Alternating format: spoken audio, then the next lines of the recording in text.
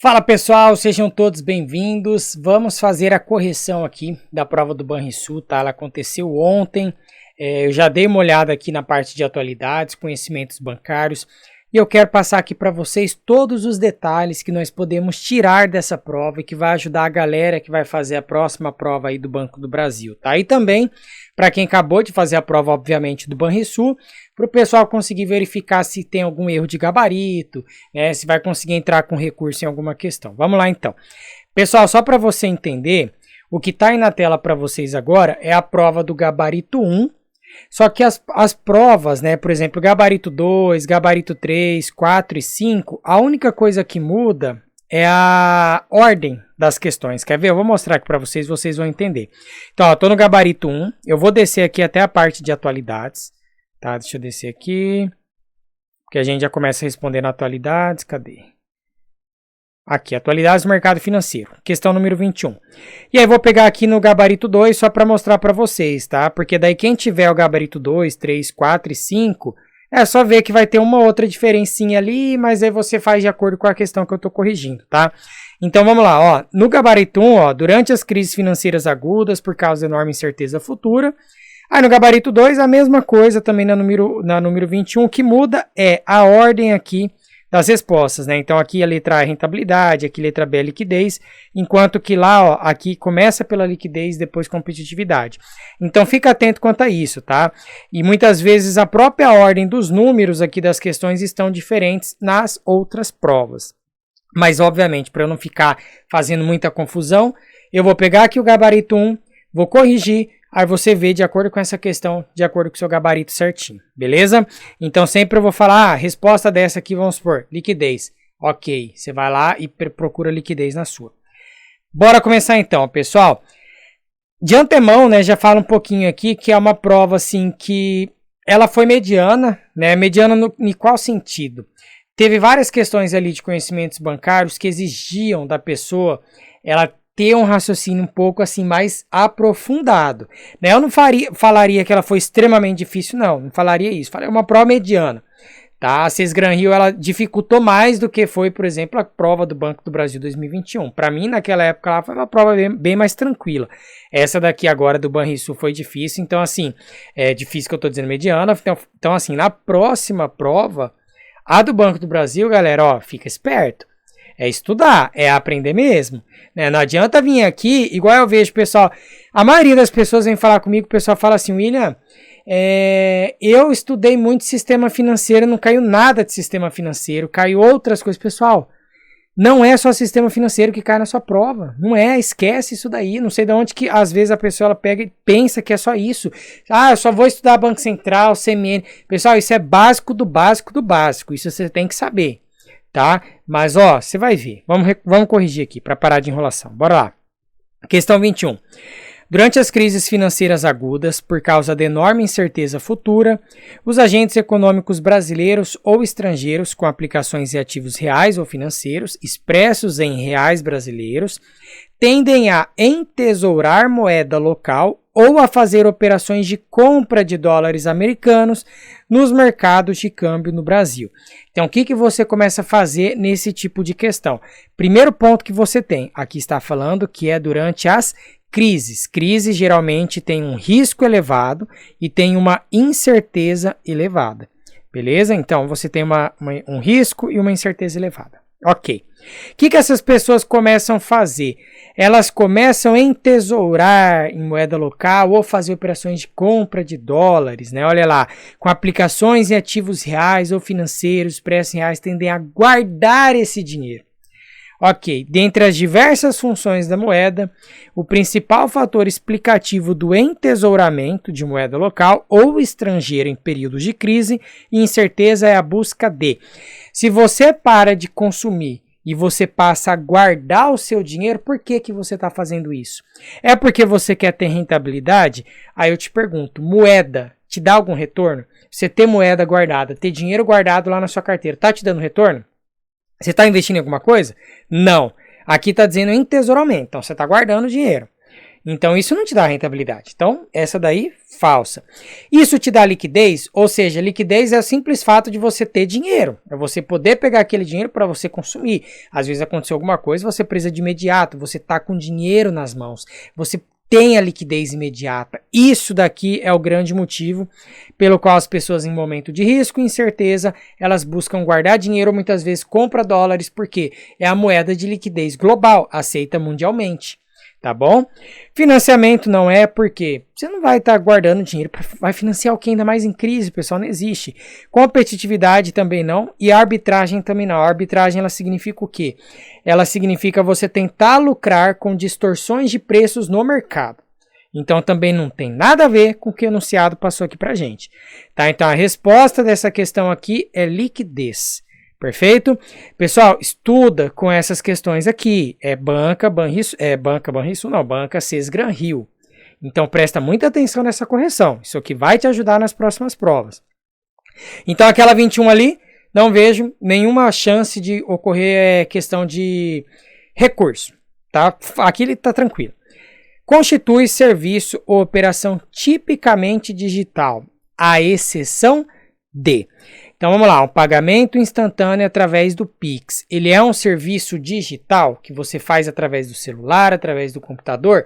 Sim, é um serviço tipicamente digital. Não existe Pix fora do meio digital, né? Então essa daqui, ela não é a resposta correta. Por quê? Porque ele pede para a gente a exceção. Ele quer saber exceto, tá? Então Pix só ocorre no meio digital. Compre em ambientes do tipo marketplace. O que vem a ser o marketplace? Pensa na Magazine Luiza, né? Eu sempre gosto de dar o exemplo dela. Se você entra no site da Magazine, você consegue comprar produtos que a Magazine não vende. Ela vende produtos de pequenos produtores de várias partes ao redor aqui do Brasil. Porque o que a galera faz? Imagina uma pessoa que tem uma eletrônica em uma determinada cidade, só que ela quer vender no meio online. Ou ela vai lá e ela abre uma loja digital para ela e quase ninguém conhece a loja dela. E aí ela tenta vender os produtos dela e muitas vezes não obtém muito sucesso. Ou ela pega os produtos dela, aluga uma parte lá na Magazine Luiza, como se fosse um galpãozão assim, ela aluga uma parte ali e fala: Magazine, é o seguinte, a partir de agora eu vou vender os meus produtos por meio da sua loja, né? E você pega uma comissão para você. Então a Magazine pega a parte dela, porque ela está fazendo a intermediação ali entre o cliente e o vendedor.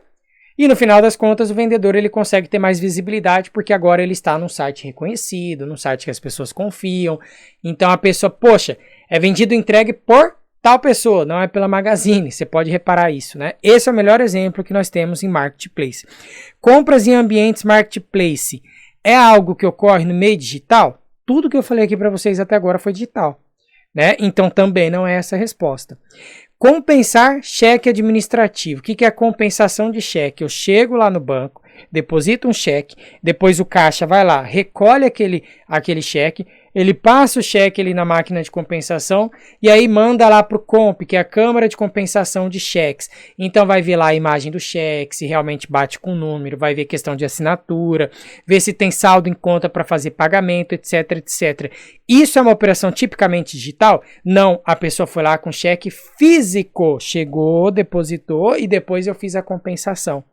Tá? Então, essa daqui vai ser a resposta correta, porque pede pra gente a exceção. Então, compensação de cheque administrativo, ó, não é uma operação tipicamente digital. No edital do Banco do Brasil, galera, não tem uma parte falando de cheque em específico, só que eu resolvi que eu vou gravar uma aula sobre cheque. Eu vou gravar uma aula sobre dois assuntos, cédula de crédito bancário e cheque. E eu vou colocar aqui para vocês logo depois dessa correção, tá? Então eu vou colocar uma aula extra. A galera que já tem material, que já comprou material, não se preocupe, eu vou colocar esses slides novos nesse material e você pode acessar a plataforma normalmente e ter acesso a esse novo conteúdo. Mas eu vou publicar uma aula sobre cheque, tá? Porque apareceu aqui, eu gosto de pessoal estar resguardado. Eu quero passar tudo que eu posso para vocês conseguirem bem nesse concurso, ok? Bora lá então para D, porque eu quero passar uma por uma para a gente não ter erro nenhum. Registros de transações em base de dados blockchain. Blockchain é uma tecnologia 100% digital, pessoal, né? Isso daqui eu ainda não cheguei a explicar para vocês, para quem está estudando agora aqui para o Banco do Brasil, eu expliquei para a galera do Banrisul. A galera do Banrisul já teve aula de blockchain, mas sabe que é um serviço tipicamente digital. Então, também não é a resposta aqui. Pagamento com cartão digital disponível em aparelho móvel. Pô, já está falando aqui, cartão digital. Então, também não vejo nenhum motivo para existir algum tipo de recurso nessa questão. Então, vamos lá para a próxima. Ao utilizar mídias sociais como Facebook e YouTube, frequentemente aparecem anúncios de produtos e serviços, inclusive financeiros, oferecidos por empresas de diversas áreas de negócios.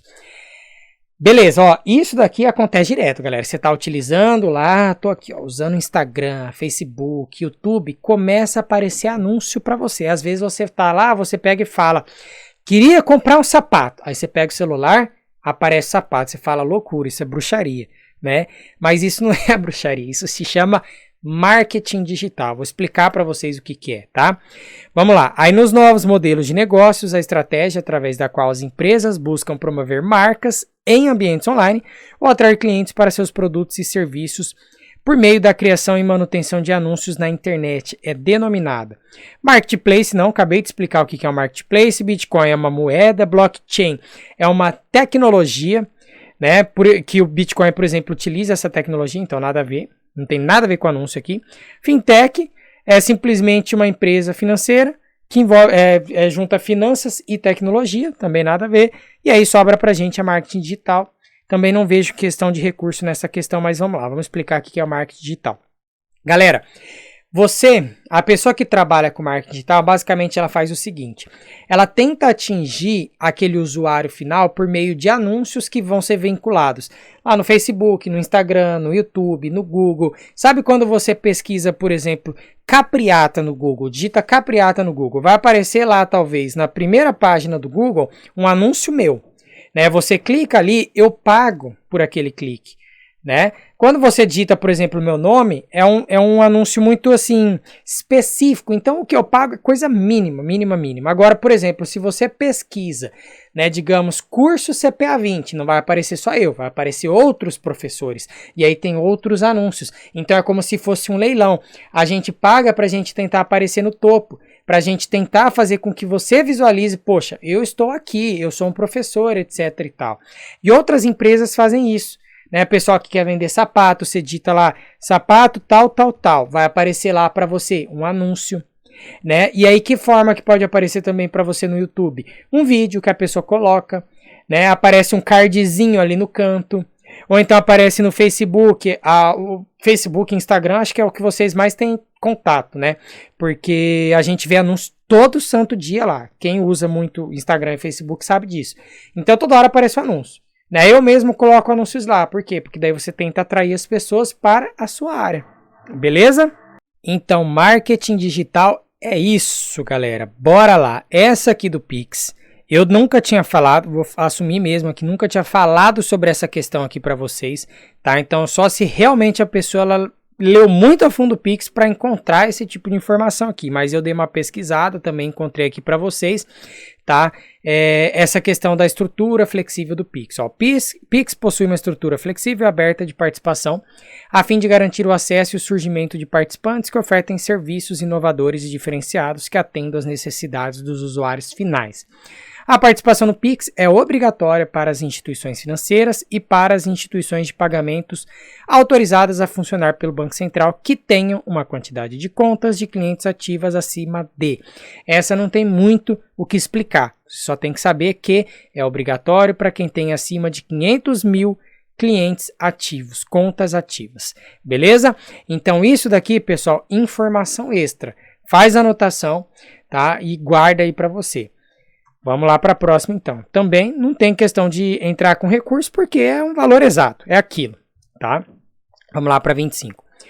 Um dos objetivos do Open Finance é que as instituições participantes incentivem a inovação e promovam a cidadania financeira. Para fins do cumprimento desses objetivos, essas instituições devem conduzir suas atividades com ética e responsabilidade e com observância da legislação, da regulamentação em vigor, além de considerar outros princípios. O princípio que não deve ser seguido pelas instituições participantes do Open Finance é a ou o.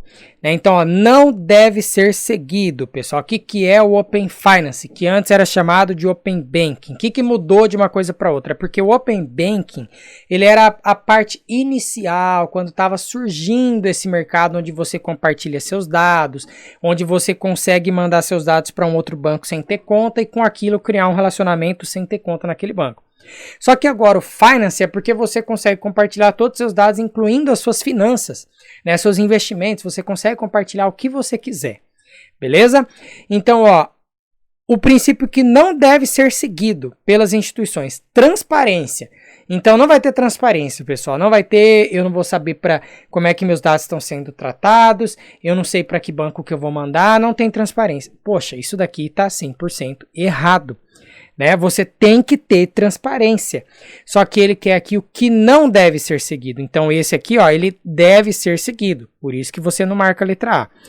Unilateralidade. O que vem a ser uma coisa unilateral? É aquilo que é somente seu, aquilo que você não compartilha, é aquilo que você...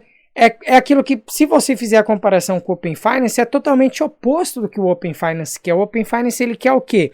Multilateralidade. É você conseguir compartilhar com vários outros bancos. Não é algo unilateral, não é algo só seu. Beleza? Então, esse princípio não deve ser seguido. Tá? Então, a resposta aqui vai ser essa aqui, unilateralidade. Vamos lá para C. Qualidade dos dados. Eu tenho que ter qualidade, pessoal. Tem que ter tratamento dos dados. Eu tenho que pegar os dados corretos, de acordo com a LGPD. Segurança e privacidade. Óbvio que tem que ter também. Poxa, estou compartilhando os dados. Se eu não tiver segurança e privacidade, eu não compartilho. E tratamento não discriminatório, obviamente, tem que ter também. Não vou fazer discriminação com dados de ninguém. Perfeito? Então, também não vejo nenhuma chance para ter recurso nesse tipo de questão. Então, galera, terminamos atualidades. Tá? Não vejo que vai mudar alguma coisa. Vamos lá então agora para conhecimentos bancários, que essa aqui tá um pouquinho mais pesadinha, né? Essa de atualidade está bem mais tranquila, agora essa aqui tá um pouco mais pesada. A base monetária da economia brasileira é definida de forma a incluir no seu total. O que vem a ser a base monetária? Pessoal, isso eu vou escrever aqui para vocês, tá? Uma informação que eu gostaria que vocês anotassem também, porque pode cair na sua próxima prova, tá? Então pega o papel, caneta aí e vai anotando comigo, ó. Base monetária, ela nada mais é do que papel moeda em poder do público mais as reservas, tá? Papel moeda em poder do público. O que vem a ser esse dinheiro? É o dinheiro com poder de multiplicação. Papel moeda em poder do público, ou seja, é aquele que o Banco Central ele emitiu e está à disposição das pessoas. E reservas, né? As reservas a gente pode dividir elas basicamente em reservas compulsórias. Eu vou colocar aqui então, ó. Então você tem reservas. Vou só escrever compulsórias, vocês escrevem reservas, tá? Compulsórias. Vocês têm as reservas voluntárias, né? Lembra que eu já expliquei para vocês sobre reserva compulsória. Aí o pessoal tem muita dúvida também do seguinte: ah, William, quando que vai poder sacar reserva compulsória? Quando o Banco Central quiser, tá? E por que ele faz um depósito, por exemplo, voluntário no Banco Central, os bancos de maneira geral? Porque muitas vezes ele está com excesso de liquidez, ele prefere deixar um depósito lá no Banco Central sendo remunerado do que ter o dinheiro parado no caixa dele e não rendendo nada. Tá bom? Então, ó, compulsória, voluntária e a outra você vai colocar aqui os próprios caixa do banco. Beleza? Então tem o dinheiro que está no caixa do banco, tem o dinheiro compulsório que está no Banco Central e tem a voluntária que o próprio banco coloca no Banco Central. Isso a gente não precisa saber para essa questão, mas eu estou passando para vocês porque isso aqui é macroeconomia. Caiu base monetária na sua prova, então ela se aprofundou um pouco mais, então eu vou me aprofundar um pouco mais. Beleza? Então já sabemos que a base monetária é papel moeda em poder do público, mais as reservas. Beleza. E aí eu vou falar uma coisa aqui para vocês que é chamada de agregados monetários, tá, pessoal? Que é um tal de M1, M2, M3, M4 e por aí vai. Então vai anotar isso daqui também, porque vai que aparece na sua prova, tá? Então informação extra aqui para você. A economia, ela é dividida nesses agregados monetários, né? Então, por exemplo, eu tenho o agregado monetário 1, que é aquele agregado com maior liquidez, é aquele que eu consigo converter em dinheiro de forma rápida, etc, etc. O que esse M1 ele é formado? Pode anotar aí também, ó. Papel moeda em poder do público, mais depósitos à vista, que eu vou colocar só DV. O que vem a ser esse depósito à vista? É a conta corrente, tá? Então, ó, conta corrente. Anota aí. Depósito à vista. Então é um dinheiro que está ali disponível de imediato, rapidamente você consegue gastar, o dinheiro que está na mão das pessoas, né, poder do público, e mais o que está na conta corrente. O que vem a ser o M2? Ele vai ter aqui dentro o próprio M1, né, que é esse primeiro que está aqui, mais poupança, então a caderneta de poupança, e mais títulos privados. Tá? Opa, títulos privados. Pode anotar aí também. CDB, né, LCI, LCA, por aí vai. Então o M3, ele também vai ter aqui dentro dele o M2, mais cotas de fundo de investimento de renda fixa, ó, cotas de fundo de investimento de renda fixa, mais operações compromissadas registradas na Selic. Se é registrada na Selic, que é Sistema Especial de Liquidação e Custódia, quer dizer que é envolvendo o título público federal. Beleza? Então, operações compromissadas registradas na Selic. E por fim, o M4 ele vai ser o M3 mais títulos públicos federais. E aí você pode dar um nome aqui para o M1 se você quiser. Opa, nossa, essa nem sabia que tinha essa cor aí. Que é chamado de meio de pagamento, tá? Meio de pagamento. Então, só expliquei tudo isso daqui para vocês, pessoal, porque é algo extra aí que não é muita coisa, então eu acho interessante você incluir isso também. Porque, poxa, falou de base monetária, falou de macroeconomia, se aprofundou um pouco mais, tá? Então, vamos lá. Base monetária da economia brasileira é definida de forma a incluir no seu total o montante de moeda manual emitida, papel moeda em poder do público. Aqui isso faz parte da base monetária, então já é a resposta correta, tá? A dívida do setor público, não, a base monetária não está aqui mais dívida, não está falando sobre isso. Empréstimos de curto prazo concedidos pelos bancos também não. Títulos emitidos pelo Banco Central, o Banco Central nem título emite, né? O Banco Central ele compra e vende título público, mas ele não é o emissor. Quem é o emissor é o Tesouro Nacional. E os depósitos à vista nos bancos comerciais, depósito à vista, ó, conta corrente, faz parte do M1, do meio de pagamento M1, né? Então também não está correta por conta disso. E nessa questão também não vejo nenhum motivo de ter alguma questão de recurso, tá bom? Então, galera, anota isso daí. Inclusive, eu peguei aqui dos meus resumos de macroeconomia para passar aí para vocês. Vamos lá para a questão 37. Essa daqui é top. A letra do Tesouro Nacional é um título público federal emitido com determinado valor nominal ou de face, que é um valor nominal de face é o valor do vencimento, que será pago ao seu detentor quando ocorrer o seu vencimento. A LTN, portanto, mantém a remuneração real de seu comprador se ocorrer uma inflação maior do que a inflação esperada na ocasião da emissão do título. Vamos lá. Como que uma letra do Tesouro Nacional ela remunera as pessoas? Basicamente assim, ó. Ela é negociada com deságio sobre o valor de face, que seria um desconto sobre o valor que você recebe lá no final. Ela sempre te paga R$1.000 lá no vencimento.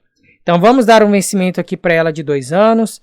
Vamos dizer que ela está me pagando uma taxa de juros aqui de 12,5% ao ano. E aí eu tenho aqui o meu valor presente, meu present value, que é o valor que eu vou aplicar, que ele também é chamado de preço unitário, né? O momento que eu paguei por essa LTN. Eu vou fazer o cálculo aqui só para a gente ter um valor exato, tá? Só para, né, ficar mais fácil aqui. 12,5i, 2n, PV. Então eu pagaria por essa LTN hoje R$ 790,12. Esse seria o valor que eu pagaria por ela hoje, e lá daqui 2 anos, com essa taxa de juros, eu ganharia o quê? Esses R$1.000, que seria o valor que eu estaria sacando. Beleza. Aí vamos supor, né? Quando fala mantém a remuneração real de seu comprador, significa o quê? Que depois que eu descontei os efeitos da inflação, eu ainda tive uma rentabilidade real positiva. Então a inflação nesse período, ela pode ter sido de quantos? Sei lá. Né? Aqui pra gente não falou nada. O que pra gente falou aqui, ó? Se ocorrer uma inflação maior do que a esperada na ocasião da emissão do título. Então a inflação ela foi maior do que a gente esperava. Então a gente esperava uma inflação, sei lá, de 10%, o título estava pagando 12%, nesse momento tinha rentabilidade real. Só que daí ela subiu, ela foi maior do que a gente esperava. Então ela foi para uma inflação de 13%, vamos supor. Nesse caso, se você comprou um título que paga 12,5% e a inflação está 13%, você não tem rentabilidade real nenhuma.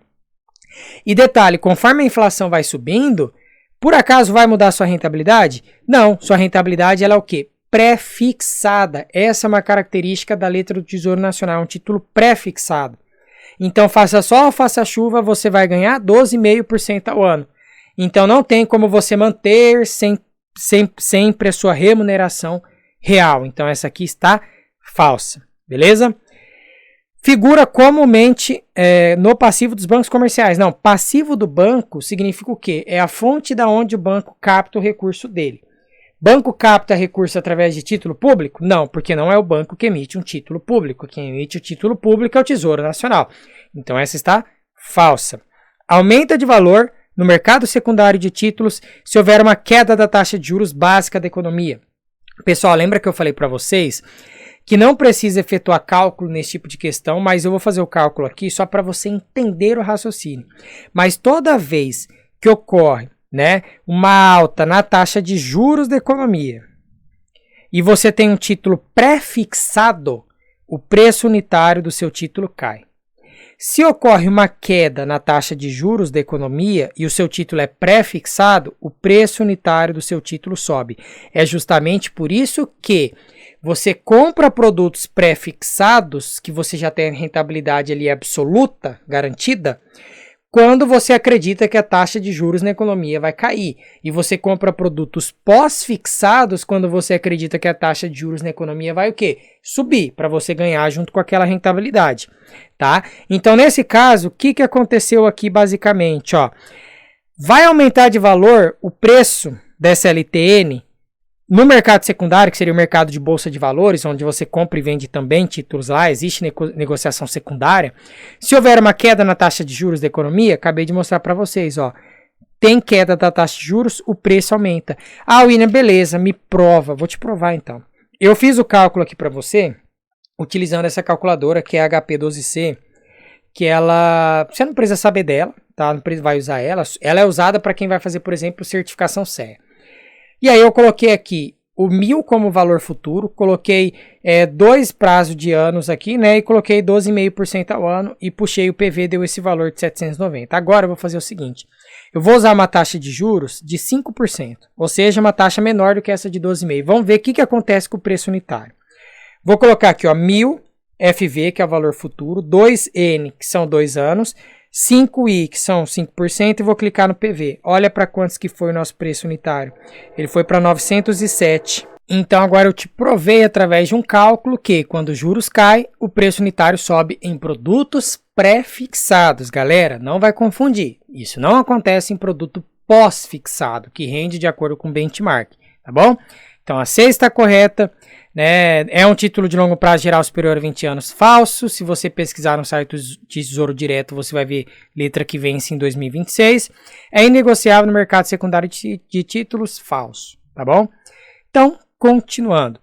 O crédito direto ao consumidor é um empréstimo concedido por uma instituição financeira para pessoas que desejam, por exemplo, comprar um certificado de depósito bancário. Então, vamos lá. Eu fui lá no banco, pedi um empréstimo para investir em um CDB, que é um produto de investimento. Faz sentido?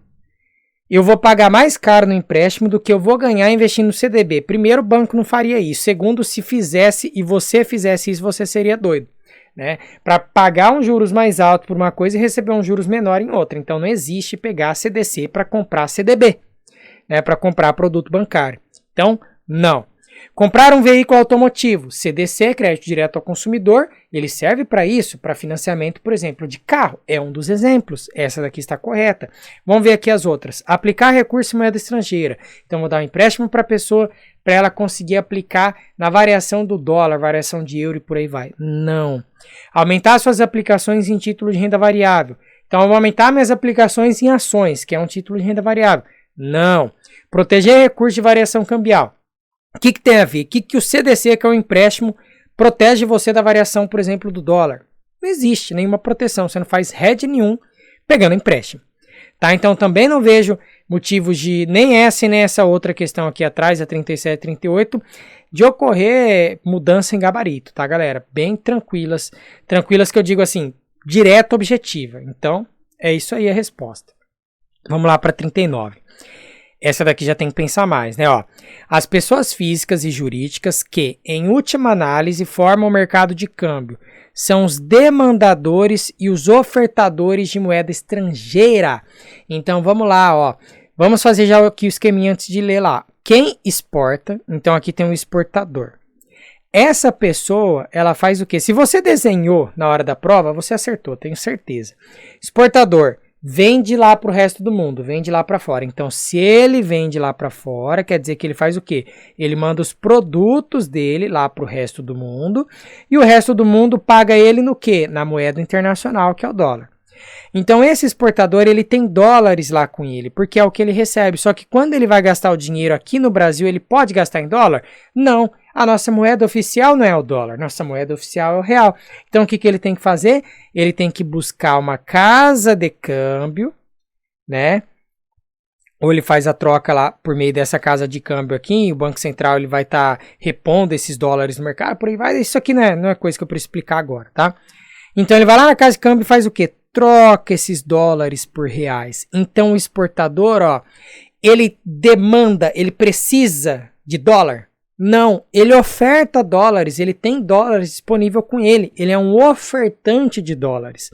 Agora, um importador, que é o contrário. Pense em você querendo comprar alguma coisa importada, né? Galera da Shein, vou comprar na China, vou comprar nos Estados Unidos, sei lá. Você precisa do quê quando você vai fazer essa compra? Você precisa trocar o seu real por dólar. Ah, William, mas esse site já está tudo convertido. Beleza, só que existe o câmbio. Você não está vendo, mas existe o câmbio. Tá? Então, você importador, você é um demandante de dólar. Você precisa dessa moeda. Dito isso, a gente procura aqui as alternativas. Então, vamos lá, 39A. Exportadores de bens e serviços residentes no Brasil demandam moeda estrangeira. Falso, acabei de falar que eles ofertam moeda estrangeira. Então, letra A, falsa. Importadores de bens e serviços residentes no Brasil oferecem moeda estrangeira no mercado de câmbio. Falso, falei que eles demandam, né? Então, colocou ao contrário aqui. Então vamos lá para a letra C, ó. Tomadores de empréstimos no exterior residentes no Brasil oferecem moeda estrangeira no mercado de câmbio ao repagarem seus empréstimos externos. Muito cuidado nesse tipo de questão. A pessoa podia marcar essa daqui, ó, sair feliz da vida, só que ela ia ter errado por quê, ó? Tomador de empréstimo no exterior. Então tô aqui, moro no Brasil, vou até colocar um chapéuzinho aqui pra gente. Eu moro no Brasil e eu pego um empréstimo. Eu sou um tomador de empréstimo, tá dizendo aqui. Se eu peguei um empréstimo, o que vai acontecer? Entra dólares para mim. E aí talvez você comece a pensar, poxa, olha, entra dólares, é a mesma coisa do exportador, só que aqui tá a pegadinha, no finalzinho, ó. Então, ó, oferece moeda estrangeira no mercado de câmbio ao repagarem seus empréstimos. Quando eu for repagar esse empréstimo, se o meu empréstimo é em dólar, eu não vou pagar em real e vou estar ofertando esse dólar. Não, eu vou fazer o que, ó? Eu vou pagar em dólar. Então, nesse momento em que eu estou pagando meu empréstimo, eu não sou um ofertante de dólar, eu sou um demandante de dólar. Preciso de dólar para pagar aquele empréstimo, tá? Então, por isso que essa daqui ela está errada, ok? Bora lá para outra. Turistas estrangeiros que vêm ao Brasil oferecem moeda estrangeira no mercado de câmbio. Essa daqui, a mais óbvia de todas. A galera vem de lá para cá, traz dólar. Então, estão ofertando moeda estrangeira no mercado de câmbio. Essa é a resposta. Vamos ver aqui a E, né? Empresas no Brasil com sócios estrangeiros, ao pagar dividendos aos seus sócios, oferecem moeda estrangeira no mercado de câmbio. Não, pessoal. Ó, o que está acontecendo nesse caso aqui? Essa empresa, ela vai pagar o sócio com qual moeda? Com dólar. Então, a empresa ela está demandando dólares e não oferecendo moeda estrangeira. Não ofertando dólares, beleza?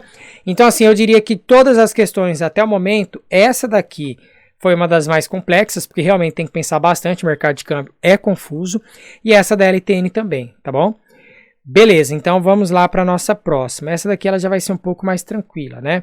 Vamos lá para a questão 40, então, ó. O aval é uma garantia dada pelo banco de que determinado título de crédito emitido pelo seu cliente seja honrado. Assim, pode haver aval em uma operação na qual uma obrigação de pagar Então, quais dessas operações abaixo pode ter um avalista? O que é o aval, pessoal? Lembra que existe basicamente dois tipos de garantia. Uma garantia que ela é chamada de pessoal ou fidejussória, que é uma pessoa que vai estar ali dando aquela garantia, ou tem aquelas garantias que são reais, que aí você tem um bem, por exemplo, garantindo um determinado pagamento. Nas garantias pessoais ou fidejussórias, você tem o aval e você tem também a fiança, a figura do fiador, tá? O aval, ele é simplesmente a pessoa pegar e assinar no verso do título dizendo que ele se compromete também ali ao pagamento daquele título, daquele empréstimo, etc, etc, daquela dívida daquela pessoa. E detalhe, no aval não existe aquela questão do benefício da ordem. O que vem a ser o benefício da ordem? Não existe, por exemplo, primeiro eu vou cobrar tal pessoa ou você. Posso cobrar qualquer um dos dois e você é tão devedor quanto. Na fiança é o contrário. O fiador, né, geralmente é utilizado em contrato de aluguel, ele vai lá e ele garante também que ele vai pagar ou todo ou uma parte ali do que aquela pessoa está contratando. Só que existe o benefício da ordem. Primeiro você cobra a pessoa só se aquela pessoa não pagar e você vai cobrar o fiador. Tá? Geralmente fiança é utilizado muito em contrato de aluguel. Tá? Então vamos lá. O aval vai ser usado quando? É uma obrigação de pagar um prejuízo causado por um possível acidente. Isso daqui é um seguro. Né? Seria um seguro de danos a terceiros, um seguro ali de automóvel e por aí vai. Então não, isso daqui não é aval.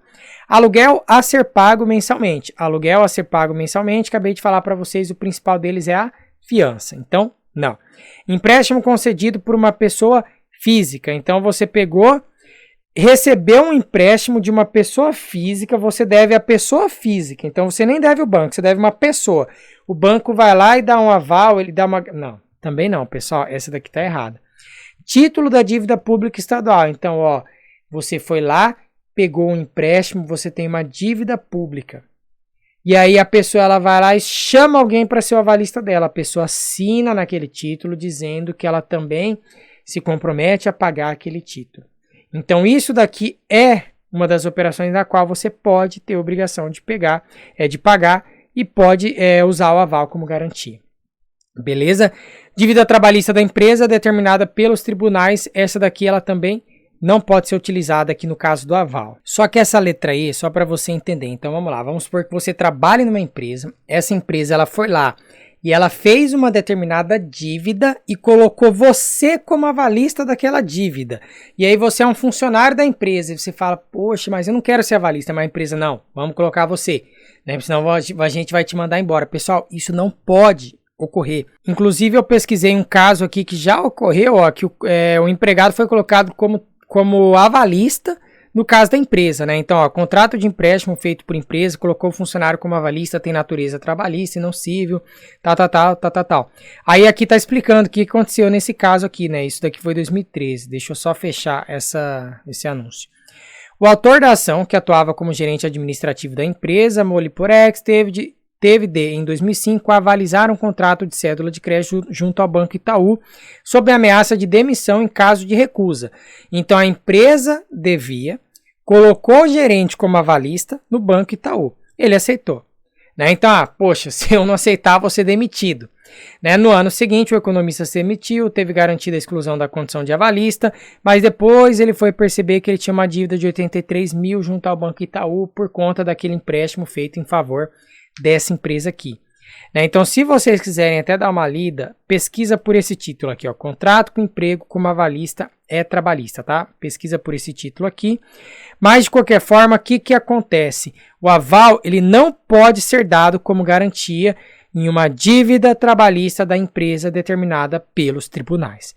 Beleza? Isso daqui não pode ocorrer. Bora voltar, então, para as questões. 41. Se os preços das mercadorias produzidas por dois países forem expressos numa mesma unidade monetária e todos os demais fatores permanecerem constantes, uma apreciação real da moeda de um país X em relação à moeda de um país Y provoca. Então tem aqui o país X, tem aqui o país Y. Vou dizer que os dois são cotados em reais, porque falou ali que é a mesma moeda. Então tudo constante, inflação constante, não tem custo de transação, etc, etc.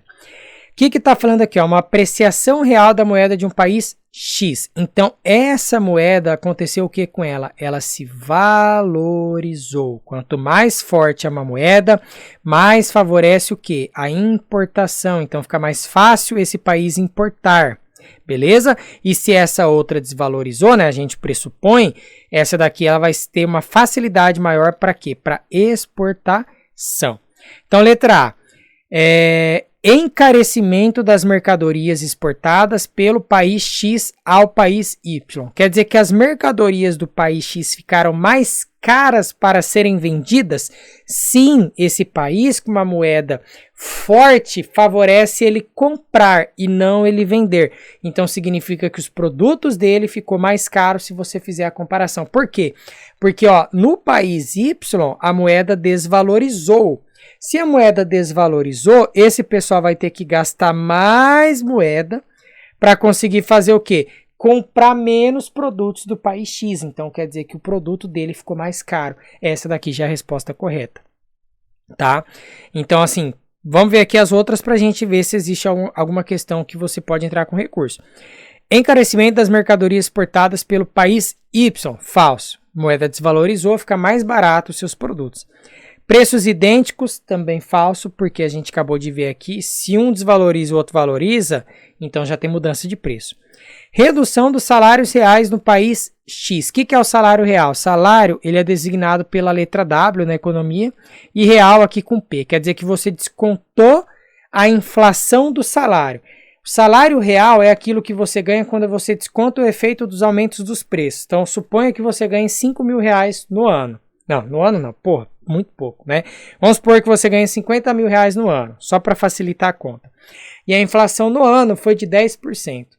Quer dizer que no ano, dos seus 50 mil que você ganhou, se você tem que descontar 10%, então você vai chegar no seu salário real, que seria o quê? 50 mil menos 5 mil, que é 10%, né? Fazendo a conta de forma grotesca mesmo, você chega em 45 mil. Aquele é seu salário real. Nesse caso, se você tem uma valorização da sua moeda, o que vai acontecer? Você tem mais importação, você favorece o controle inflacionário. Então, geralmente, esse país aqui, a inflação, ela tende ao quê? A cair. Se a inflação cai, o que vai acontecer? A inflação caindo aqui o denominador, aumenta o seu salário real e não reduz o seu salário real. Então, nesse caso aqui, o salário real seria valorizado. Anota isso daqui também é macroeconomia, pessoal. Eu diria que assim, nem é muito conhecimentos bancários isso aqui não, é mais macroeconomia, né?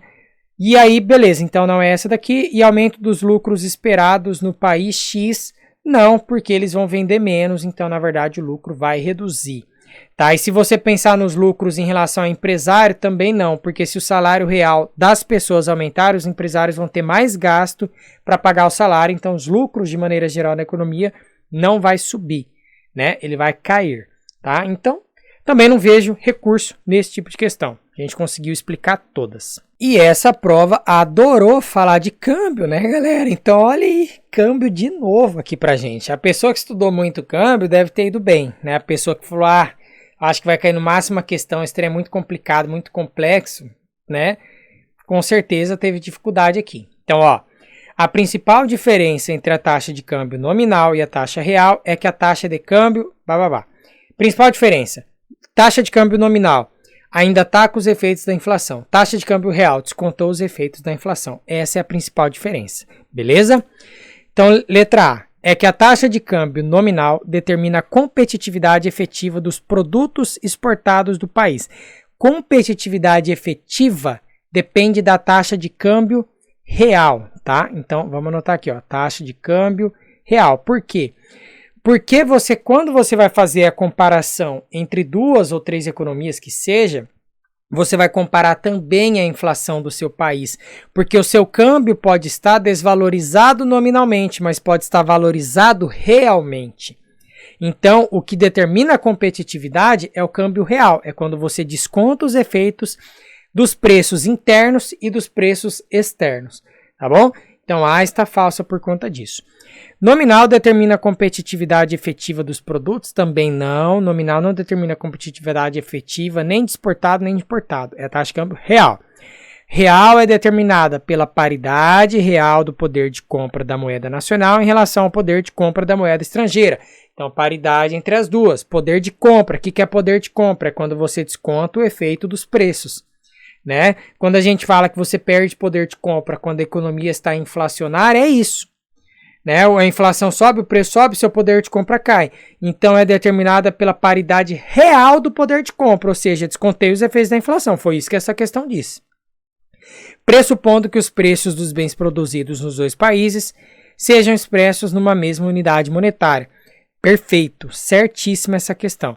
Vamos ver a outra aqui. Então, taxa de câmbio real, preço da moeda nacional relativamente ao preço da moeda estrangeira de acordo com a cotação no mercado de câmbio. Não, cotação no mercado de câmbio fala da taxa nominal. Vocês devem estar me xingando agora. Fala, cara, que confusão. Mas é isso, vai anotando.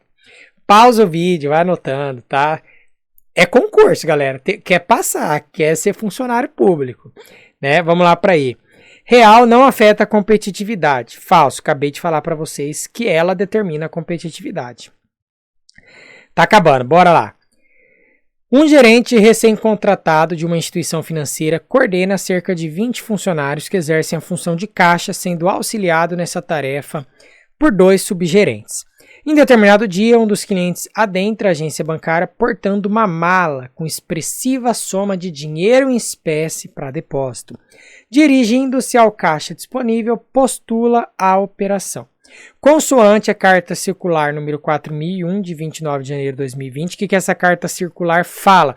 Ela fala dos indícios de crimes de lavagem de dinheiro. Existe a ocorrência de indícios de suspeita para fins dos procedimentos de monitoramento para as práticas de lavagem de dinheiro quando é ou são realizado depósito em dinheiro de valor considerado elevado. Então, pessoal, o simples fato de eu chegar no banco e depositar um dinheiro considerado de valor elevado, ele significa que tem indício de suspeita de lavagem de dinheiro. Eu posso afirmar isso de acordo com essa carta circular? Vamos lá pegar a carta circular? Mas não, eu não posso afirmar, mas eu vou colocar aqui no resuminho da minha apostila, para vocês, tá? Então vamos ver aqui, ó, 4001, para a gente pesquisar, ó. Aumento em volume de depósitos sem causa aparente, principalmente aqueles que são transferidos em curto intervalo. Trocar grandes quantidades de nota de pequeno valor por alto valor. Aqui, se você pegar isso daqui, quem tem o material aí, ó, a página 152, não fala nada disso daqui. Realizar depósito em dinheiro de valor considerado elevado. O simples fato de eu chegar lá, eu posso ser uma pessoa muito rica, uai. Eu tenho dinheiro. Esse simples fato não significa que está ocorrendo um indício de lavagem de dinheiro, tá?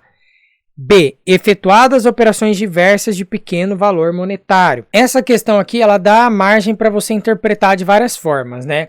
Mas eu interpretei da seguinte forma. Efetuar operações diversas. O que são operações? Por exemplo, pagar um boleto é uma operação. Fazer uma transferência é uma operação. A pessoa chegou no banco com uma mala de dinheiro, aí ela vai lá e fala, olha, beleza, esse dinheiro aqui eu quero que você paga esses boletos. Eu, quando era caixa, eu recebia lá de empresa, às vezes, 50, 60 mil reais lá em dinheiro, e ela deixava, e isso não é zoeira, ela deixava lá mais de 130 boletos para pagar. Às vezes você ficava 2 horas só pagando boleto daquela mesma empresa. Então eram operações de pequeno valor monetário de cada boleto, mas no final das contas, se você somasse todos, dava muito. Então essa empresa estava lavando dinheiro? Não, ela simplesmente estava pagando as contas, né? Então eu interpretei dessa forma, né? Então efetuar operações diversas de pequeno valor. Se você interpretasse, efetuou depósitos de pequeno valor, aí você poderia pensar que seria suspeito, só que a questão ela não fala isso de depósito específico, entendeu? Ela fala de operações diversas, então não seria nem somente o depósito, poderia ser um depósito, um pagamento, uma transferência, operações diversas. Então, nesse caso aqui também não via ainda assim margem para entrar com recurso, tá? Letra C, transferidos valores sem relação com a capacidade econômica do cliente. Aí, obviamente, o cara chegou com dinheiro em espécie, tá lá, né? E aí vai começar a fazer transferência sem capacidade econômica. Eu tenho 100 mil para transferir, só que eu não tenho dinheiro, eu não tenho capacidade econômica para ter 100 mil na minha conta. E aí? Isso é suspeito. Recebido depósito regular com frequência. Não, isso daqui não significa que é suspeito. E formalizado contrato com estabelecimento comercial pequeno também não é suspeito. Tá bom? Então, essa daqui é a resposta correta. Vamos lá para a próxima. Tomar um ar aqui rapidão. Um funcionário de uma instituição financeira responsável pelo setor de cartões de crédito recebe a solicitação de um cliente para emissão de cartão para ele, titular, e para uma amiga, que ficaria como sua dependente econômica. Uma semana após o pedido, compareceu à agência a esposa do correntista, indagando sobre a emissão de cartões de crédito de seu esposo. Não sabendo o que fazer, o funcionário consulta a gerência. Consoante a Lei 13.709, Lei Geral de Proteção de Dados, de 14 de agosto de 2018, o pedido da esposa deve ser indeferido, pois deve ser preservada a correntista a sua. Então, olha, a esposa chegou, azar, né?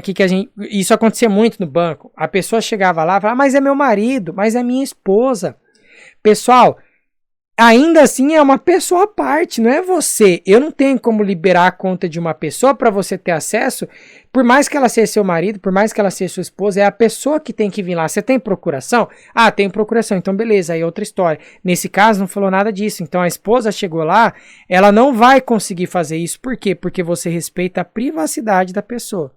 Então resposta aqui, letra B, tranquila. E aí pra gente finalizar aqui, nossa última questão, um bancário realiza cursos necessários para ocupar cargos gerenciais. Um deles diz respeito às práticas de compliance para proteger a estrutura empresarial dos prejuízos causados por atos ilícitos praticados no exercício de sua atividade. Exercendo sua atividade normal, recebe um cliente com grandes investimentos na instituição financeira, preocupado com as acusações de práticas de atos lesivos contra a administração pública. Como esse foi um dos temas estudados no seu treinamento, sugeriu que o cliente buscasse solução administrativa prevista em lei e fosse assessorado por advogado especialista na matéria. Consoante a Lei 12.846, a autoridade máxima de cada órgão poderá celebrar com as pessoas jurídicas responsáveis pela prática dos atos lesivos 1. Vamos lá, vou mostrar para vocês na minha apostila, tá? Eu vou digitar aqui para vocês acordo de lei. Só para encontrar aqui a acordo de leniência, tá? Aqui está no módulo de compliance, responsabilização pela prática de atos contra a administração pública. Legislação anticorrupção, que é essa lei 12.846, tá? Aí aqui tudo eu explico para vocês. A galera do Banco do Brasil que está estudando, não cheguei nisso, mas para a galera do Banrisul eu passei isso daqui, tá? Então aqui tem tudo explicando, só que olha aqui, na primeira parte... Aqui, nessa primeira parte aqui, a gente já tem do acordo de leniência. O acordo de leniência, o programa de leniência, é um acordo de natureza administrativa celebrado entre infratores confessos e entes estatais. Então, a pessoa, ela já tem uma infração contra a administração pública. Então, você vai celebrar o quê? Você vai celebrar um acordo de leniência. Beleza? Então, a resposta aqui seria a letra C. Galera, beleza, agora finalizamos aqui a correção de atualidades e conhecimentos bancários, quase uma hora aí pra gente de correção, bastante coisa. Então assim, o que eu diria para vocês dessa prova, pessoal? A de 2021 do Banco Brasil, achei bem mais tranquila do que essa. Essa daqui é uma prova que eu achei mais complexa, principalmente por ter exigido muitas questões de câmbio para você, e não foram poucas, acho que foi 3 ou 4 questões de câmbio. E sabe qual que é a grande questão disso? Taxa de câmbio, mercado cambial sempre elimina pessoas na prova, porque é uma coisa complexa. Você que está aqui até agora, que viu minhas explicações, você viu que não é fácil, você tem que parar, tem que pensar, tem que raciocinar. Aquilo é difícil, entendeu? Então assim, é uma prova que se a pessoa ela dominou essa parte de câmbio e ela matou essas 3 questões, ela já vai dar um up ali na frente da galera, tá? Então, por isso que eu falo, concurso, pessoal, não adianta você vir para mim, e eu vejo muitas vezes que o pessoal vem, principalmente lá no Instagram, que é onde eu mais converso com o pessoal, aqui no YouTube eu tento responder todos os comentários, mas é impossível, que o pessoal pega e pergunta para mim, William, o que você acha que eu devo focar mais? Não existe isso de focar mais. Por isso que muitas pessoas mandaram, não caiu nada do sistema financeiro, porque eu tenho certeza, porque a pessoa estava focando tanto no sistema financeiro, que diga-se de passagem, é a parte mais fácil de conhecimentos bancários, que ela esqueceu do resto. Porque você estudar Banco Central, Conselho Monetário, aquelas questõezinhas, isso você pode reparar, pessoal, repara. Os meus vídeos aqui, sempre, os primeiros vídeos, as primeiras aulas, Sistema Financeiro, Conselho Monetário, Banco Central, são as que têm visualizações disparadas, é mais 100 mil, 200, 300 mil visualização. Aí quando você vai chegando nas últimas aulas, mercado de câmbio, etc, etc, cai pra caramba. Por quê? Porque a galera não dá atenção. Então não faça isso. Você que está aqui até agora tem certeza que você é uma pessoa que não vai fazer isso. Por quê? Porque a maioria das pessoas também deve ter visto esse vídeo aqui 10, 15 minutos só e vazou, tá? Então se você está aqui 1 hora estudando, é porque você está decidido que você quer passar nesse concurso. Então assim, não existe isso do que focar mais. Concurso você tem que saber de tudo um pouco. Tudo você tem que saber. Um pouco não, muito. Né? Porque se você souber só um pouco também de câmbio aqui, você tinha rodado nessa parte. Tá bom? Então, galera, olha, espero que quem fez o concurso do Banrisul aí tenha ido bem, pessoal. Eu não consegui gravar revisão para vocês, eu peço desculpas, eu sempre trago revisão aqui pra galera, mas, pessoal, não deu. Minha semana foi loucura total. Eu não consegui parar para fazer essa gravação, mas eu espero que eu tenha ajudado aí vocês, de verdade, de coração. Espero que eu também ajude agora quem vai fazer a do Banco do Brasil. Né, com essa correção, tenho certeza que muita coisa aqui vai te ajudar para a próxima prova. E galera, ó, todo dia, estudar é o que eu sempre falo. Daqui até lá, não tem desculpa. Daqui até lá, você não tem essa de, é final de semana, vou beber com os amigos. Pode beber com os amigos, mas vai voltar, vai estudar em casa. Vai estudar. Senão, você não vai passar. Enquanto você, às vezes, sofre, né, porque você fala, poxa, mas eu vou ficar tanto tempo assim, sem fazer nada, etc, etc. Pessoal, não é tanto tempo. Você pegar 3 meses da sua vida para você se dedicar a um propósito, a um objetivo que vai mudar todo o resto da sua vida, não é perca de tempo nenhum. Se você quer realmente passar no concurso, você vai ter que abdicar de algumas coisas, isso é natural. Não estou dizendo para você se afastar de todo mundo, se afastar de família, não. Vai ter momentos que você também vai precisar disso para manter sua sanidade mental, sua saúde mental. Mas lembre-se, todo dia é dia de estudar, incluindo final de semana, incluindo feriado. Beleza? Galera, vamos lá ser aprovado aí nesse e no próximo concurso. Se você gostou, se inscreva no canal. Tchau, tchau!